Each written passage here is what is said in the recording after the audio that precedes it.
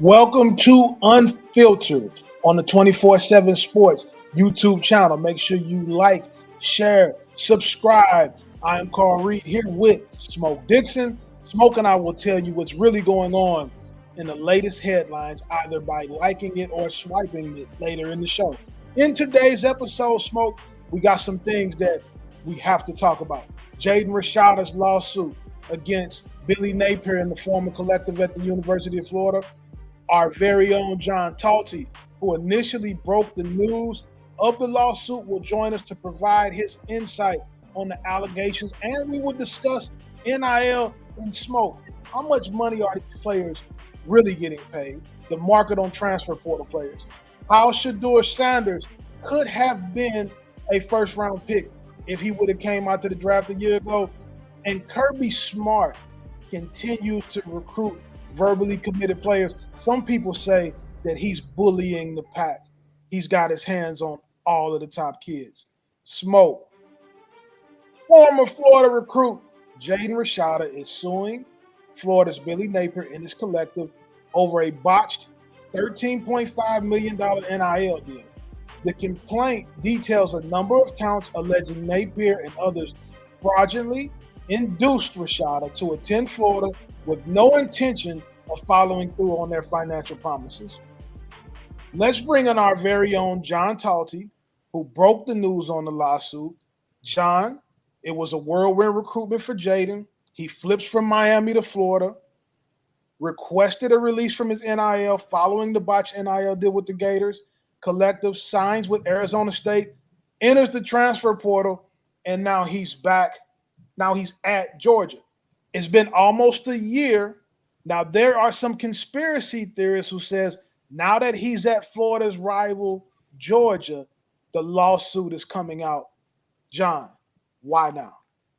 Yeah, so I'll give you some backstory, and I'll start with that part. So from what I was told, Kirby Smart was first told about this lawsuit only a few days ago, late last week, when Jaden met with Kirby to give him a heads up. Hey, I'm going ahead with this. This is my plan. Wanted to make sure that, Kirby was okay with it. And from the people I talked to, he gave his blessing and, his support to Jaden and essentially said, do what you've got to do. So, this is not something that came up recently. This is something that they've actually been working on for more than a year now. So if you date back to, January 2023, when that deal, kind of blew up publicly, when you had some of the reporting around why Florida and Jaden Rashada were going different directions. That's really kind of where it started, where they were thinking about what their legal options were. It's been going on from there. I can tell you, going back to really as far back as June or so, I was hearing from people around Jaden's camp that hey, a lawsuit could be coming soon.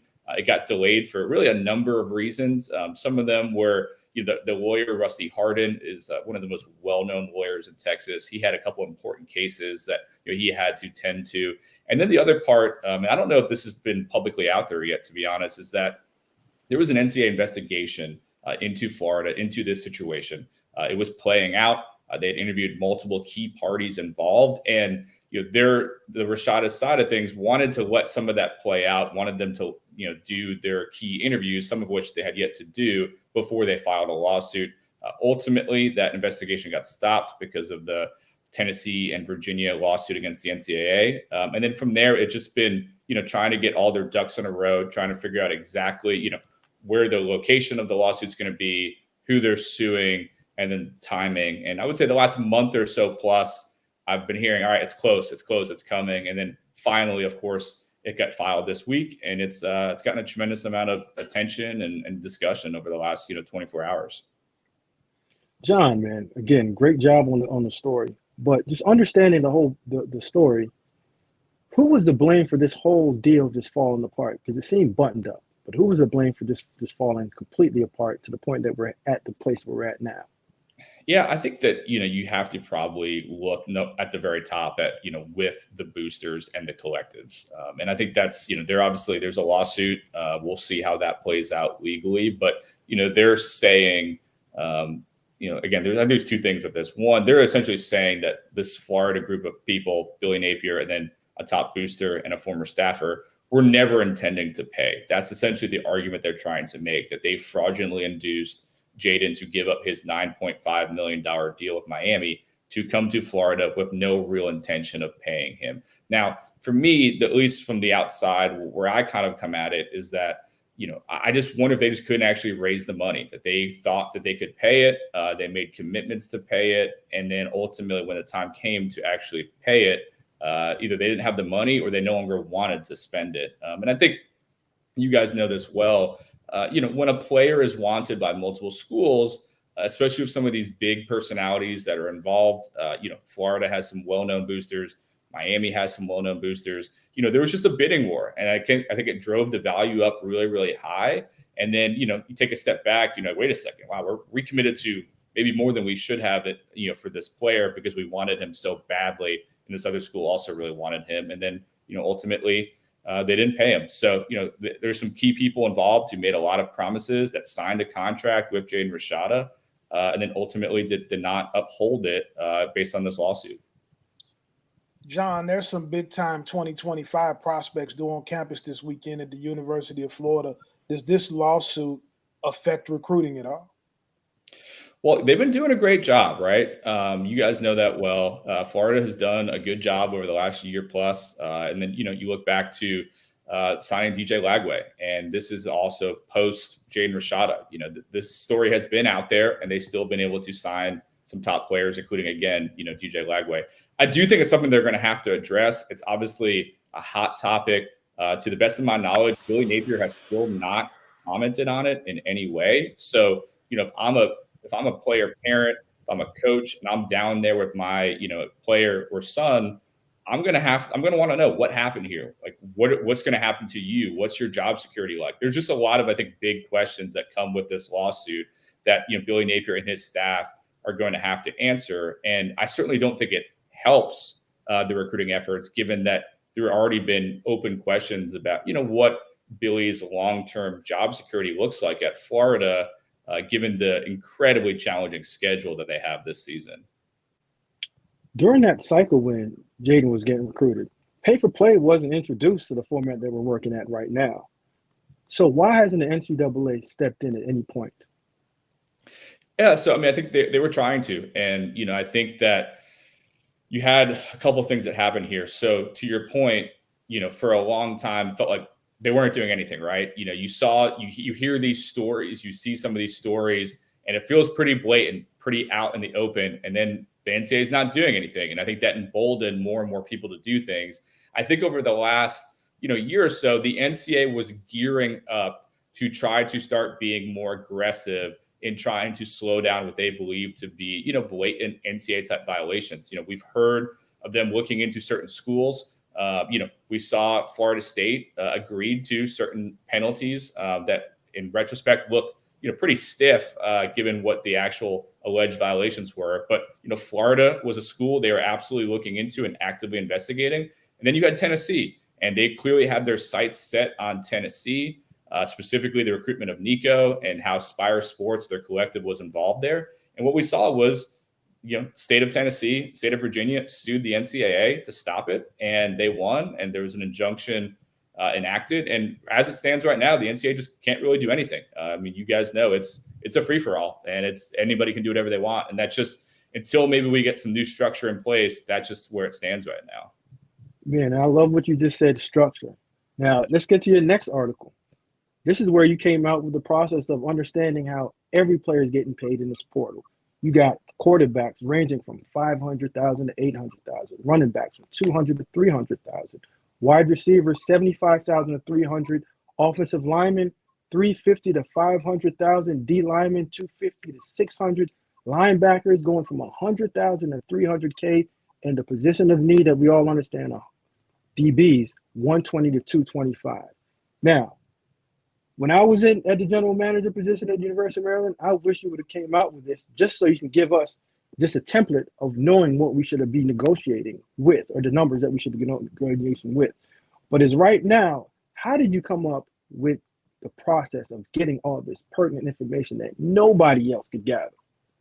Yeah, it's tough, and this is an exact science. And, it's funny, I've heard, from some people after the fact, like, you should have been higher on that range, or you should have been a little lower on that one. So it's not perfect, but, tried to talk to as many people as possible. So, we talk to people who run collectives, we talk to coaches, we talk to agents, we talk to player personnel people, players themselves, player parents. You're trying to just collect as much data as possible and try to find a range that makes sense. I think one of the things that we learned too, we focused on Power 4, and there's, as you guys know, there's a lot of differences in between that. So, some of this data is skewed a little bit, based on certain conferences wanting to spend more than others. The SEC is probably the most bullish, most aggressive in how they spend. The Big 12, there are some schools that are probably not spending at these ranges typically. And that's just kind of part of the balance of trying to look at, the Power 4 as a whole. But,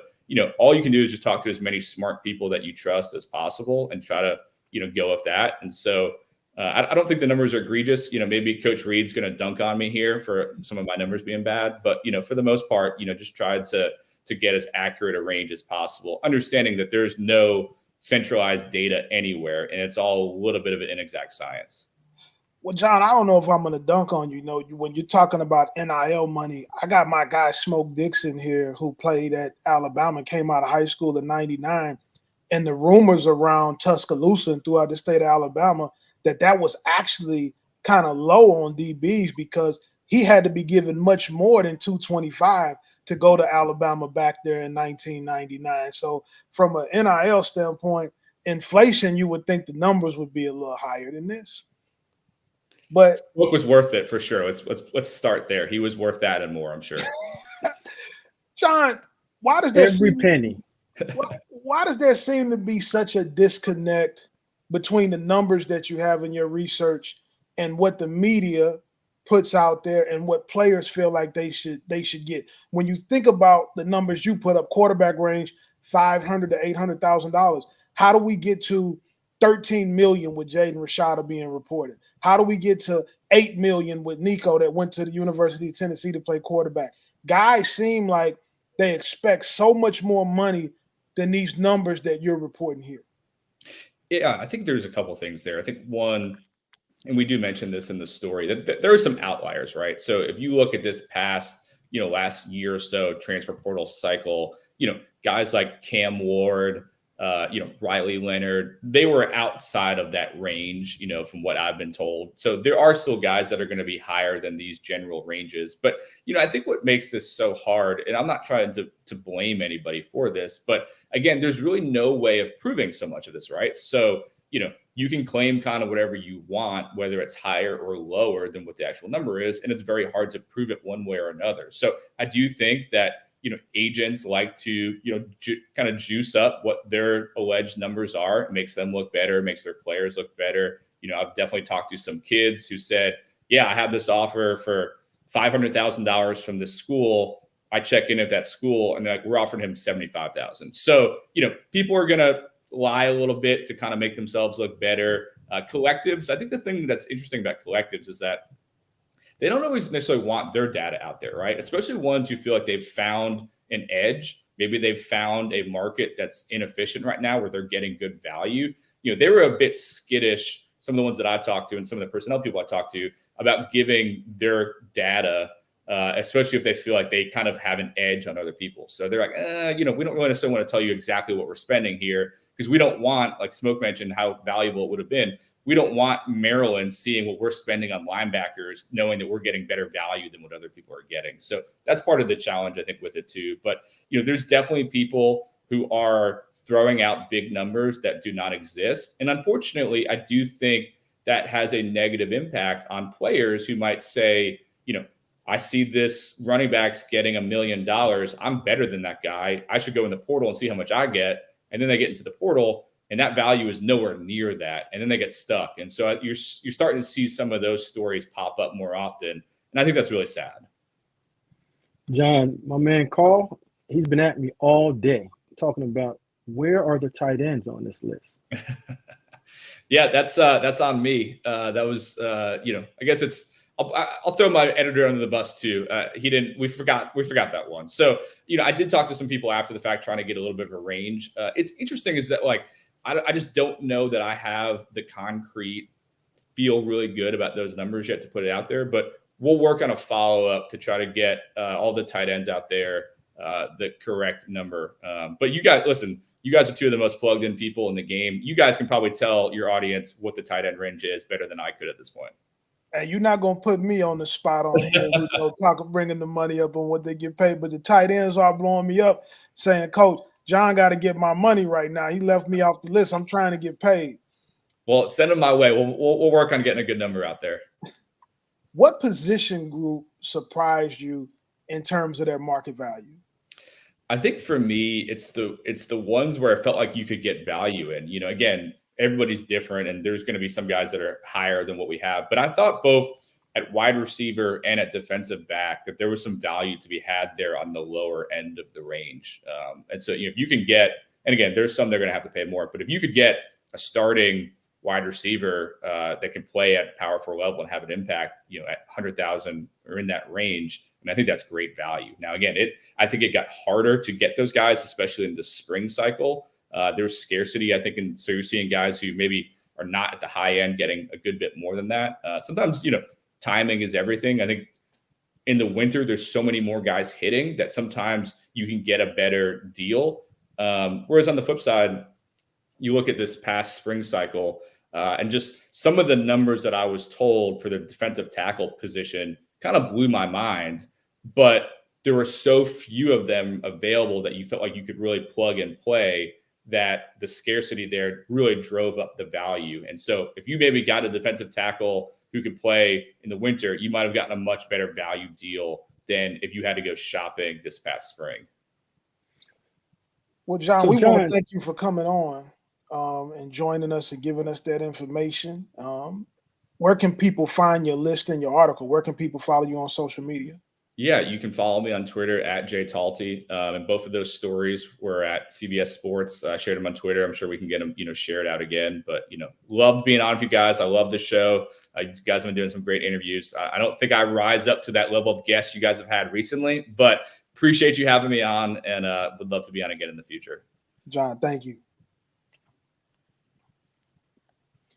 Smoke, when I think of the Billy Napier, the Florida situation with Jaden Rashada, one of the things that comes to my mind is I feel like Billy Napier, the NCAA failed him. And I think two things can be true.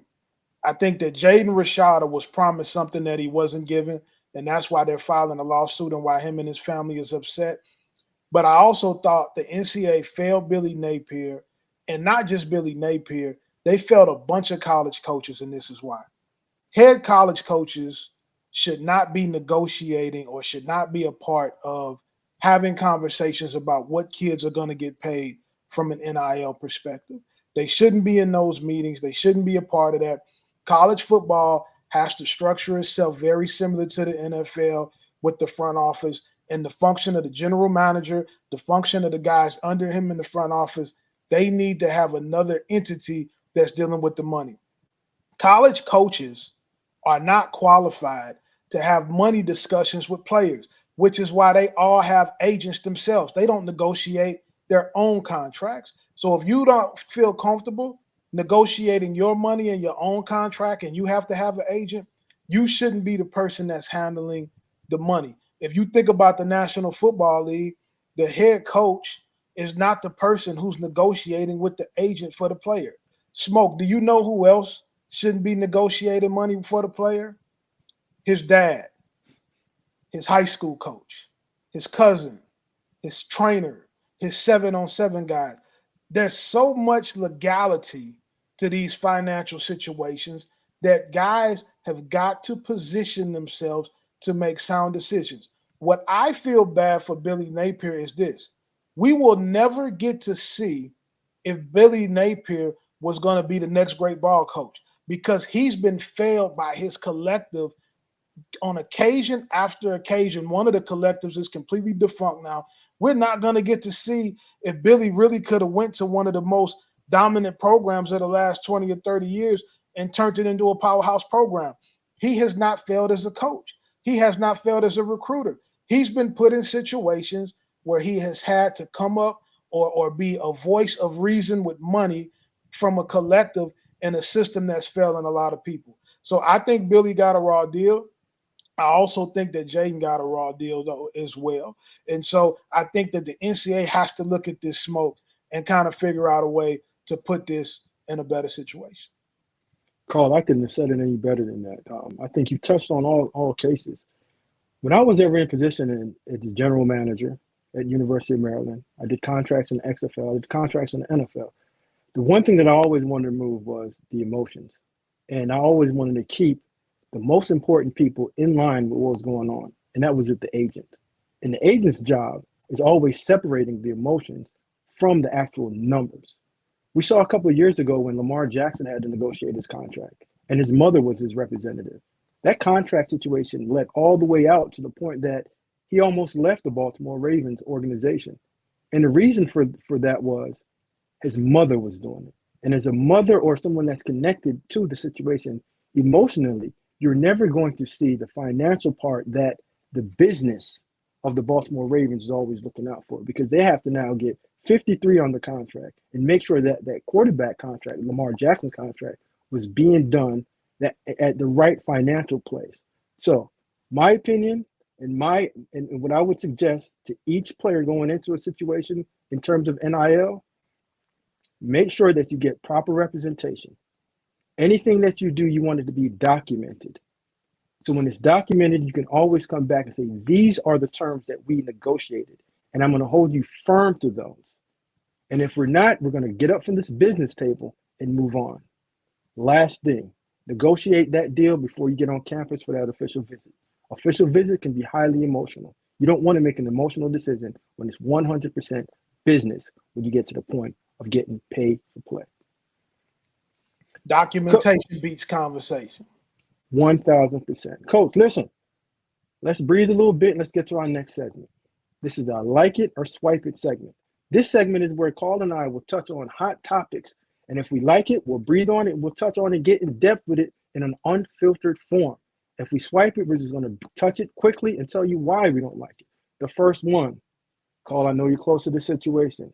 The ML football reported Shedeur Sanders, if he would have declared in the draft this year, he would have been in conversation to be number 1 or 2 with Caleb Williams and Jaden Daniels.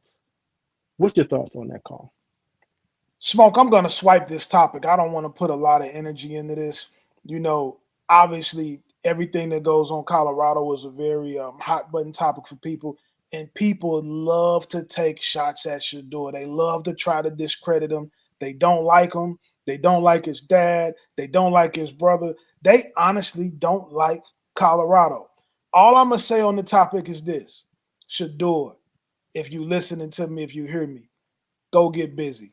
We're going to retouch on all the hate after the season, and it's going to be a good time.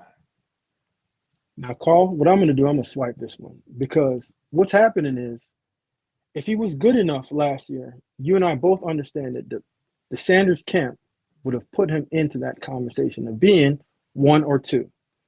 My opinion, and just talking to some guys in the NFL in terms of scouts and some general managers, there's some things that he needs to improve in his game.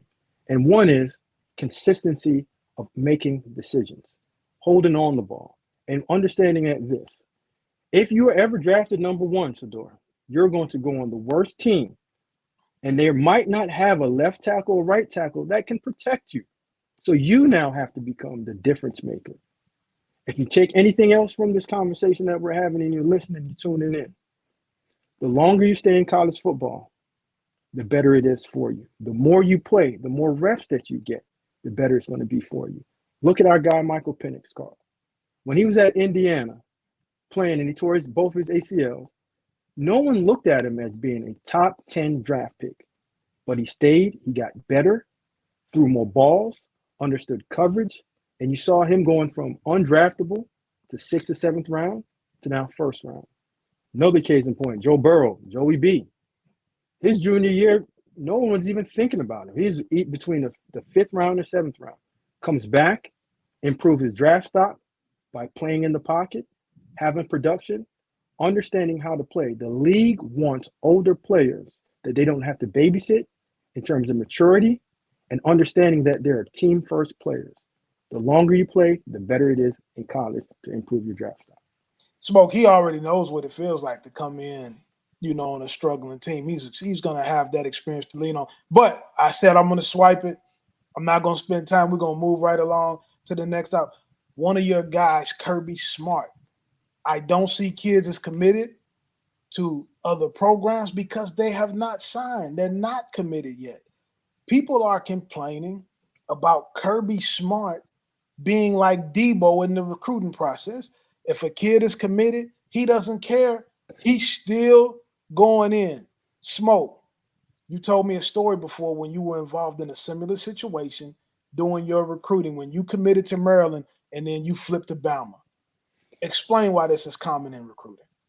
This is so common that I'm going to like this one 1,000%, just so I can just touch on it and let people know that it's nothing dirty. This is common practice. So let me get to my story. In 1998, I was a decent recruit. I don't even know what kind of star I was, but my first offer was by Michael Locksley at the University of Maryland. I attended the camp. I did well enough for him to offer me. I didn't know anything about recruiting, Carl. So when he offered me, I rode my bicycle home, got my parents, drove back up there, walked into the office. Coach Vanderlinden committed there on the spot. But you know what happens? Just like everything else, once you get hot, it's things that starts blowing up. So I started getting offers left, right, everywhere. So I'm sitting here thinking, like, once I commit, people should stop calling. It got worse. It got to the point that I became one of the top recruits. The fact that I also played with Darnell Dockey, the #1 player in the country, but I end up flipping to the University of Alabama. And what I got out of it is, once you commit, the seat gets hotter, and you become the most attractive commodity out there because everyone wants what somebody else don't have. Now, Carl, you being a coach and you having, I don't even know how many players you had that's on defense, D1. I know you have more than one story, but give me your best story about a guy that was committed and flip. But first, you got to tell me if you like it or you're going to swipe it. Smoke, I like this topic. I have a lot of experience dealing with recruiting and guys committing. I tried my best as a high school coach in the early years to stop my guys from decommitting.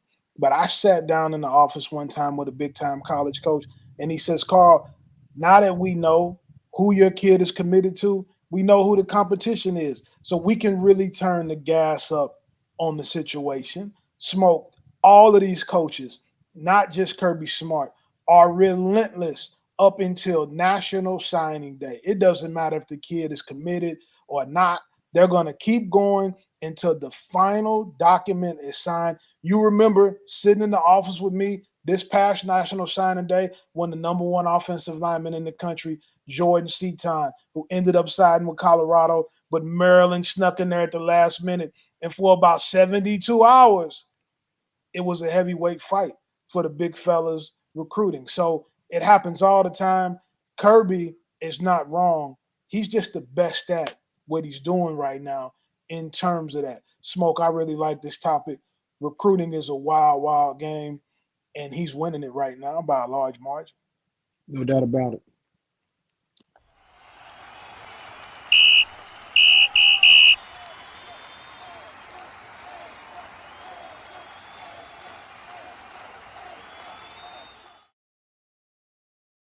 Flags.